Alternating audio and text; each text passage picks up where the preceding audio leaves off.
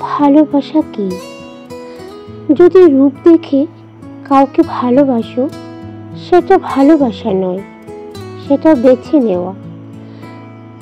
যদি কারো দেহ দেখে ভালোবাসো, সেটা ভালোবাসা নয়, সেটা লালসা। যদি কারো টাকা দেখে ভালোবাসো, সেটা ভালোবাসা নয়, সেটা লোভ। তাহলে ভালোবাসা কাকে বলে? যদি কারো মন দেখে ভালোবাসো, তাহলে সেটাই ভালোবাসা। যদি তুমি এক নজর তাকে দেখার জন্য ছটফট করতে থাকো, তাহলে সেটাই ভালোবাসা, সেটাই ভালোবাসা।